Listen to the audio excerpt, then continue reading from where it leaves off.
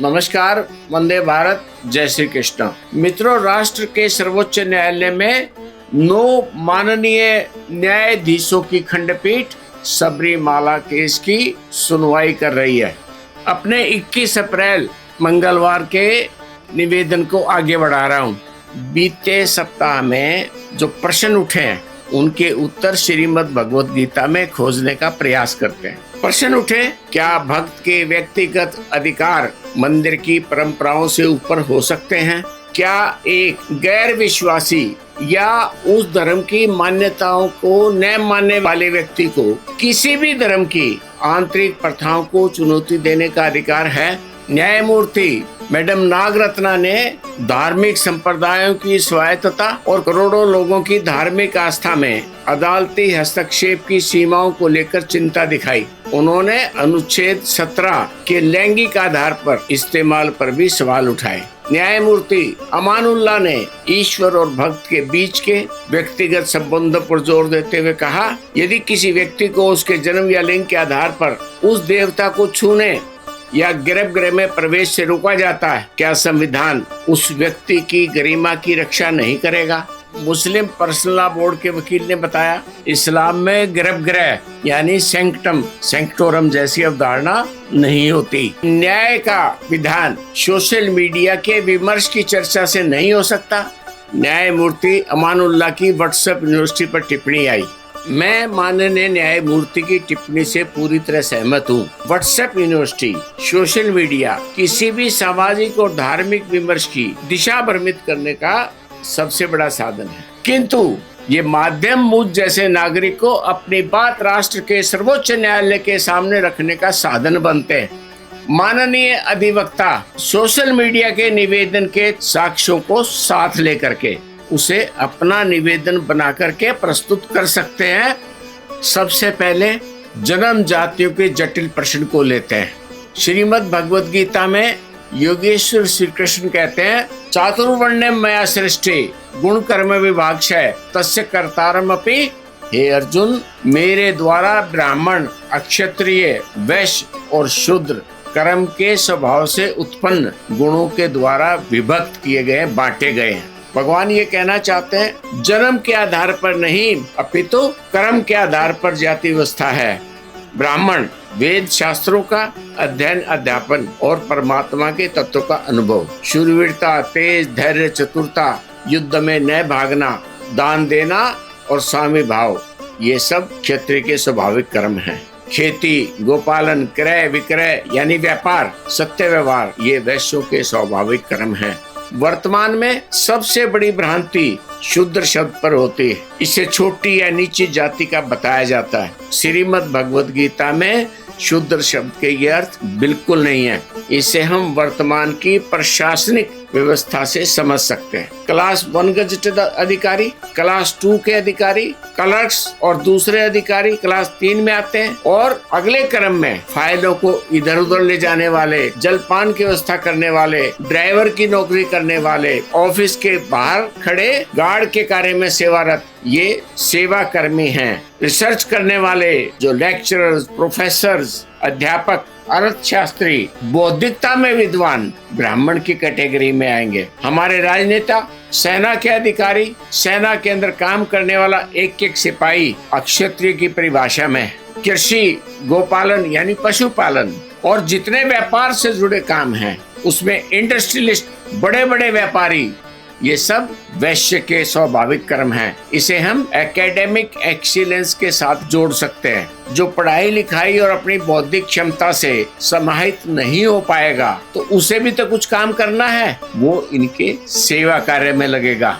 मैं सर्वोच्च खंडपीठ के सामने निवेदन करना चाहता हूँ, सनातन धर्म या हिंदू धर्म, मंदिरों में गर्भगृह वह स्थान है जहाँ पर भगवान का मुख्य विग्रह विराजमान है, जिसकी पूजा होती है। श्रीमद् भगवद गीता के चैप्टर 14 के 3 श्लोक में इसकी परिभाषा है, मम योनिर महद ब्रह्म। हे अर्जुन, मेरी मूल प्रकृति सब भूतों की योनि है, अर्थात गर्भाधान का स्थान, जहाँ पर एम्ब्रियो बनने के बाद मनुष्य का विकास होता है। जरा कल्पना कीजिए, गर्भ मेरी, आपकी, ब्रह्मांड की भगवान की उत्पत्ति का स्थान है, वहीं पर उसका विकास हुआ है।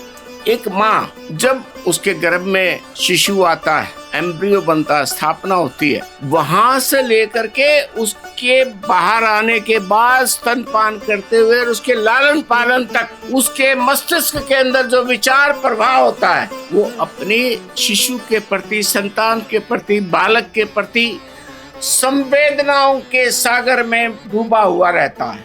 भगवान श्री कृष्ण कहते हैं, ईश्वर सर्वभूतानां हृदयेषु अर्जुन तिष्ठति। हे अर्जुन, ईश्वर केवल मनुष्य नहीं, इस ब्रह्मांड में जितनी उत्पत्ति है, जितने जीव जंतु हैं, जितनी वनस्पतियां हैं, ईश्वर सर्वभूतानां हृदयेषु अर्जुन तिष्ठति। हे अर्जुन, अंतर्यामी परमेश्वर अपनी माया से शरीर रूपी यंत्र में आरूढ़ संपूर्ण प्राणियों के कर्मों के अनुसार भ्रमण करता हुआ सब प्राणियों के हृदय में स्थित है।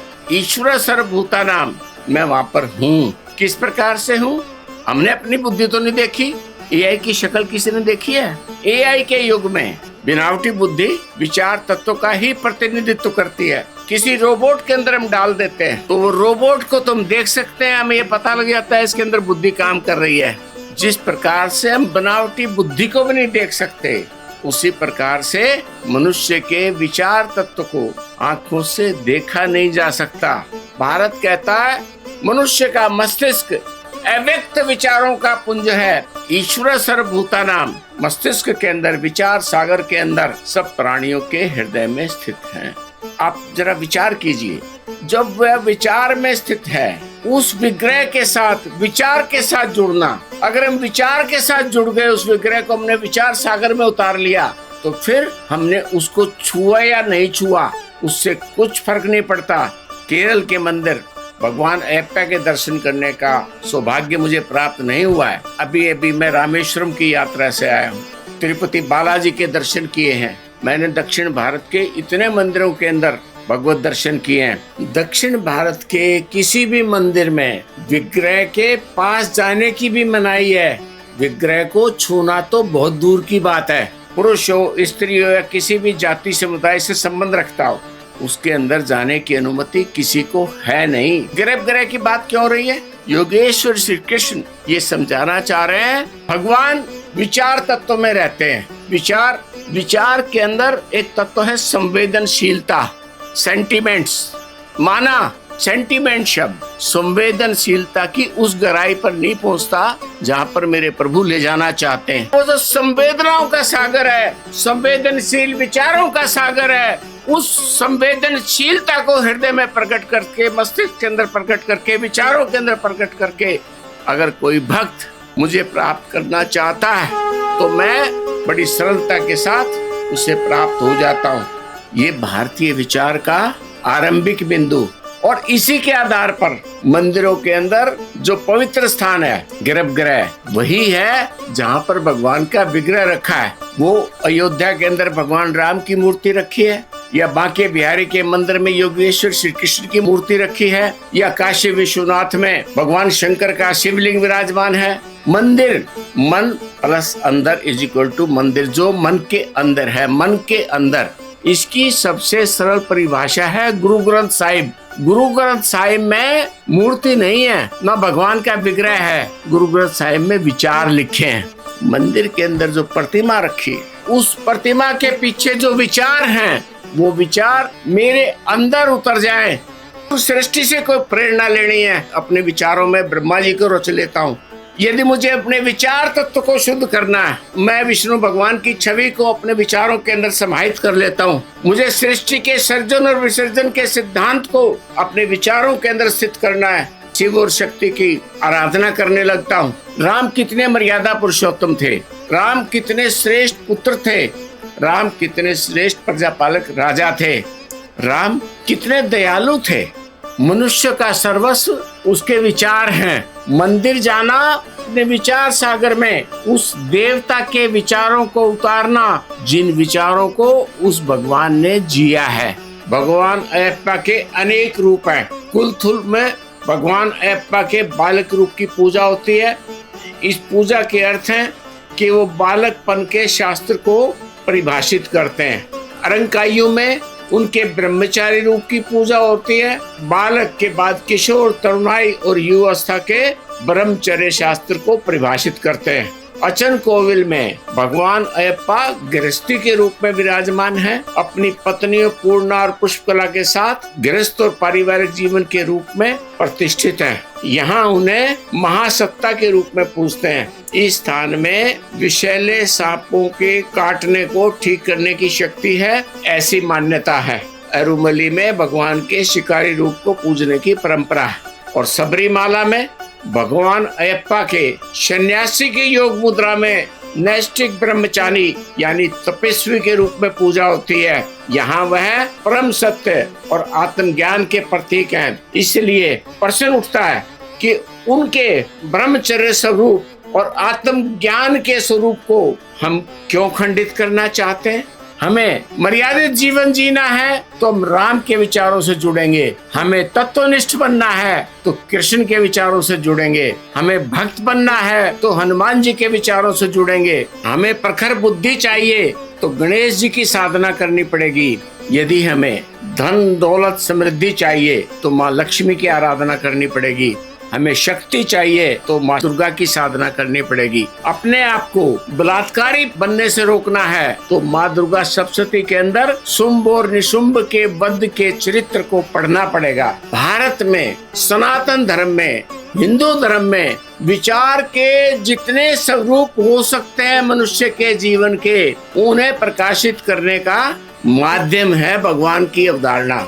एकम सद विप्रा बहुधा वदंती, ऋग्वेद के प्रथम मंडल का ये सूत्र कहता है सत्य यानी ईश्वर एक है, लेकिन विद्वान इसे अलग अलग नामों से पुकारते हैं। श्रीमद् भगवद गीता में योगेश्वर श्री कृष्ण कहते हैं यो यो याम याम तनु भक्त है सद्यार्चितु मिच्छति, जो सकाम भक्त जिस भी देवता के स्वरूप को श्रद्धा से पूजना चाहता है, मैं उस भक्त की श्रद्धा को उसी देवता के प्रति स्थिर कर देता हूँ। इस दुनिया में यदि 750 करोड़ मनुष्य जनसंख्या है तो 750 करोड़ प्रकार के विचार हैं। वैचारिक अवधारणा अनंत है। यदि हम महात्मा गांधी की प्रतिमा के सामने जाएंगे तो ध्यान में आएगा कि उन्होंने आजादी की लड़ाई लड़ी। सुभाष चंद्र बोस की प्रतिमा के सामने खड़े होंगे तो ध्यान में आएगा कि उन्होंने कहा था तुम मुझे खून दो, मैं तुम्हें आजादी दूंगा। हमारे समाज के सामने कोई कम्युनिज्म की बात करता है, कोई कैपिटलिज्म की बात करता है, कोई सोशलिज्म की बात करता है। ऐसे ही विचार के असंख्य अनगिनत स्वरूप हैं, जोड़ते जाइए। भारतीय विचार कहता है मनुष्य ब्रह्मांड की सर्वश्रेष्ठ रचना है। क्यों? क्योंकि मनुष्य के पास विचार है। किंतु भगवान की अवधारणा में हिंसा और किसी प्रकार की कट्टरता का कोई स्थान नहीं हो सकता। इसलिए भारत की धरती पर अहिंसा का पाठ पढ़ाने के लिए भगवान बुद्ध और भगवान महावीर अवतरित हुए हैं। ये विचारों की विविधता ही है जिनके कारण माननीय न्यायालय का अस्तित्व है। जब इसके अंदर अपराधी विचार आते हैं तो न्यायालय को उनके ऊपर निर्णय देना पड़ता है। भारत में सनातन धर्म में, हिंदू धर्म में विचार के जितने स्वरूप हो सकते हैं मनुष्य के जीवन के, और इसका आरंभ कहाँ से होता है? तो मेरी माँ, मेरी पहली गुरु, मेरी पहली देवता मातृदेव और मेरी पहली भगवान है। माँ के बाद पिता का सम्मान होना चाहिए। तो मेरे विचार सागर में मेरा पिता पितृदेव, मेरा दूसरा भगवान है, मेरा देवता। और पिता के बाद मुझे जो शिक्षा ज्ञान कराता है, मुझे जो ज्ञान देता है, जो मेरी बुद्धि के अंदर एडिशन करता है, उस गुरु का स्थान होना चाहिए। इसलिए आचार्य देवो भव, मेरे लिए गुरु भी भगवान है। गुरु ब्रह्मा गुरु विष्णु गुरुदेवो महेश्वर गुरु साक्षात परब्रह्म तस्मै श्री गुरुवे नमः। हमारे सप्ताह के 7 दिन है सोम, चंद्रमा, मंगल ग्रह, बुध ग्रह, बृहस्पति, जुपिटर, शुक्र, वीनस, सटर्न, शनि और संडे तो सूर्य नारायण है ही। ब्रह्मांड के अंदर 7 प्लेनेट हैं। ब्रह्मा मुरारे स्थिर प्रांतकारी, भानु शशि भूमि सुतो बुधश्च, गुरुश्च शुक्रा शनि राहु केतु, सर्वे ग्रह शांति करा भवन्तु। इन 7 ग्रहों को अपने मंत्रों में उतार करके हम अपने विचार सागर के अंदर समाहित करते हैं और फिर उनकी पूजा करते हैं, उनको देवता या भगवान की संज्ञा देते हैं। भगवान के दो रूप हैं, एक जो आंखों से दिखाई देता है। आंखों से क्या दिखाई देता है? ब्रह्मा जी, ये ब्रह्मांड सृष्टि, ब्रह्मांड से ब्रह्मा शब्द बना। शंकर भगवान सर्जन और विसर्जन के सिद्धांत की परिकल्पना कर लीजिए। आपका सर्जन कैसे हुआ, मेरा सर्जन कैसे हुआ? शिव और पार्वती साक्षात आकर के खड़े हो जाएंगे। भगवान विष्णु हमारे विचार तत्व के अधिष्ठाता है। व्यक्त और अव्यक्त, जो आंखों से दिखाई देता है और जो आंखों से दिखाई नहीं देता, उसकी परिभाषा करने के लिए कृष्ण बन करके भगवत गीता का उपदेश देते हैं। मैं सच्चिदानंद आनंद घन परमात्मा संवेदनशीलता के सागर में रहता हूँ। भगवान योगेश्वर कहते हैं मैं व्यक्त भी हूँ और अव्यक्त भी हूँ। व्यक्त इसलिए हूँ कि तुम्हारे सामने खड़ा होकर के बात कर रहा हूँ, और अव्यक्त इसलिए हूँ कि मुझे प्राप्त करना है तो मेरे अंदर समाहित होना पड़ेगा। ये गर्भगृह की परिभाषा। मूर्ति को छूने से लाभ होगा, कितना होगा कितना नहीं होगा, प्रश्नों के घेरे में है। यदि हम उस देवता के विचारों से जुड़ जाते हैं और उन्हें विचारों में उनकी अनुभूति कर लेते हैं, अपने मस्तिष्क में उनके चेहरे को स्थापित कर लेते हैं, तो निश्चित रूप से लाभ होगा। किसी भी देवता की वैचारिक पवित्रता को बनाए रखना भी हमारा काम है। इसे समझने के लिए हम सब माँ दुर्गा के नवरात्रों में 9 दिनों में कन्या पूजन करते हैं। कन्या पूजन में 10 वर्ष से छोटी आयु की कन्याओं का ही पूजन क्यों करते हैं? बड़ी कन्याओं का पूजन क्यों नहीं करते? पवित्रता शब्द विचारों से आता है। भारतीय विचार केवल मान्यताओं, आस्थाओं और विश्वासों पर आधारित नहीं है। भारतीय विचार की एक विशुद्ध वैज्ञानिक अवधारणा है। भारतीय समाज सृष्टि पूजक है। सृष्टि के एक एक अंग उपांग के रूप की पूजा करता है। मैं अपने राष्ट्र की धार्मिक मान्यताओं, आस्था और विश्वासों के बीच से रूढ़ियों के मिटाने के प्रयास में लगा हुआ हूँ। मैं राष्ट्र के सर्वोच्च न्यायालय की माननीय 9 जजों की खंडपीठ के सामने ऐसा हूँ जैसे सूर्य के सामने एक दीपक। आशा करता हूँ मेरी जानकारी आपके न्याय की प्रक्रिया को सरल बनाने का काम करेगी। नमस्कार, वंदे भारत, जय श्री कृष्ण।